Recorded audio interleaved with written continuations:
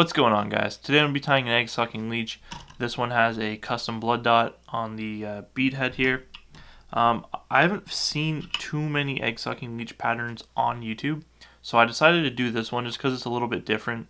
It's kind of different than your original kind of woolly bugger with the chenille head on it.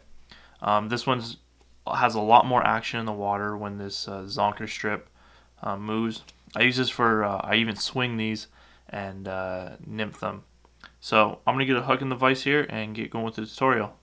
So the hook I use for my egg sucking leeches is a streamer hook. This is a mustad streamer in a size 8. I also tie them on a size 10, but my go-to is a size 8. The bead I have on here is a 3/16 orange bead, but what I do is I kind of customize them, and I'll put blood dots on about 10 of them, 10 or 15 out of the package, because I usually tie a bunch up at a time, because I do tend to lose these to the bottom, because I like to oversize the bead a bit, just so it looks more of like an egg, as well as it gets down faster. The thread we're going to be using is this new Vivis F01 in 6/0. I've been testing around with some of this new Vivis thread. I'm really liking it. So we're just going to start our thread right behind the bead. Take it down, cut the tag end off. Now we're just going to take this thread down to the end of the hook shank.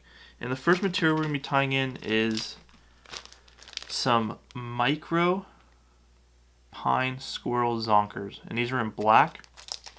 I like to use these micro ones just because I think the regular ones, the hide's too thick and it just doesn't look good. And it just looks really nice when it's going through the water, and it doesn't give it a lot of bulk. So how we're going to tie this in is we're going to tie it so the fibers are pointing towards the back. And I like my tail to be about the hook shank from right behind the eye, or the back of the bead, sorry. So all I'm going to do is just measure out a nice little tail that it's that length. And we're just going to kind of take some of these fibers back, like so we have a little place to tie in. And all we're going to do is going to make 2, maybe 3 nice wraps there, just like so, and we're just going to lift the rest of it back and just take a couple thread wraps in front. Okay, we're going to be tying in the rib, and that's going to be a gold small wire. You can use any color. I just like gold. You can use copper or silver. So I'm going to tie that in on this side of the hook facing me. We're just going to get a couple nice thread wraps in here, make sure it's all secure. Now we can dub the body. And for the body, I'm going to be using an ice dub, and this is a black, peacock black. You could use just regular like rabbit fur dubbing in black. You can tie these in all kinds of colors, olive, but I just like the little bit of flash from this. It looks good once it's actually in the water. Gives a little bit of flash to it.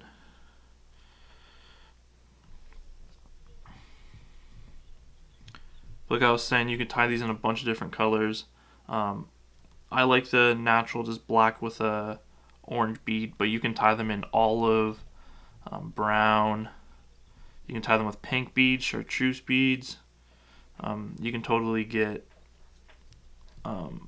fully customized with it if that's what you desire. This is kind of just a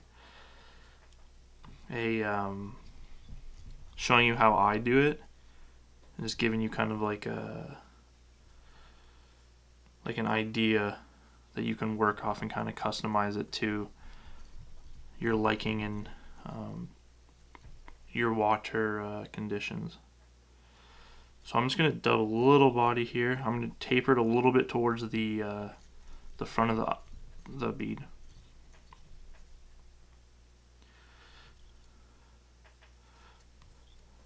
You don't want to crowd the back of this bead a lot because, well, you'll see later, but that's why I don't put weight on it, like lead wraps,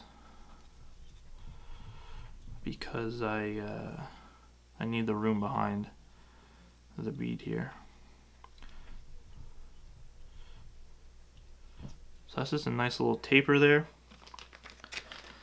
Now what we're going to do is we're going to pull this little zonker strip up and over and kind of take back the fibers and just kind of secure this down with 1,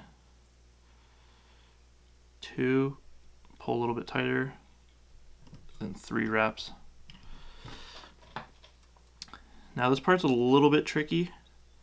I like to just take all these fibers and just bring them straight up, because this is where we're going to do the rib. And I like to counter rib it. So when I'm ribbing this, all I'm going to be doing is I'm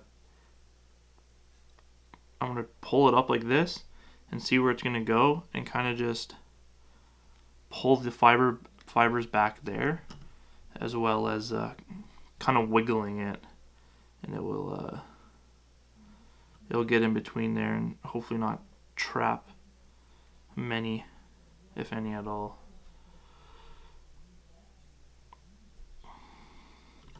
The reason why I do this is so these last longer, because if you just leave it just the zonker strip, one fish could just rip it and it'll be done. So this just adds a little bit of durability, and I think it looks a little bit better once you get the all the ribs in there. So now we're just going to bring it up to the back of the eye, or I mean the back of the bead, sorry. We're just going to tie it off with a couple nice tight wraps. Now we're going to come in with our scissors and cut out the rest of this zonker strip, as well as come in with our crappy scissors and cut out the wire. Or you could helicopter it out. Alright, so now what we're going to be doing is putting on a little bit of a collar. So what we're going to do is we're going to make a little dubbing loop here.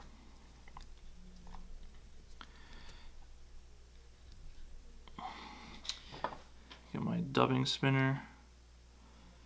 And what we're going to be using for this is just black rabbit fur. This guy wants to come off my dubbing loop here. I've been tying a lot of these today. So we're just going to put our tool right in there, and going to get our dubbing. And this is just going to make a nice little bushy collar. So all we're going to do is just touch dub some of this dubbing to our loop.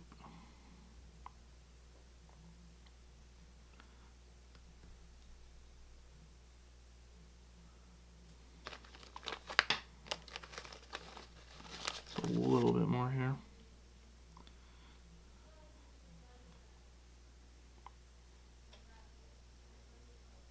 We're just going to give this a little spin. Make sure all the fibers are somewhat even. I'm just going to spin this up.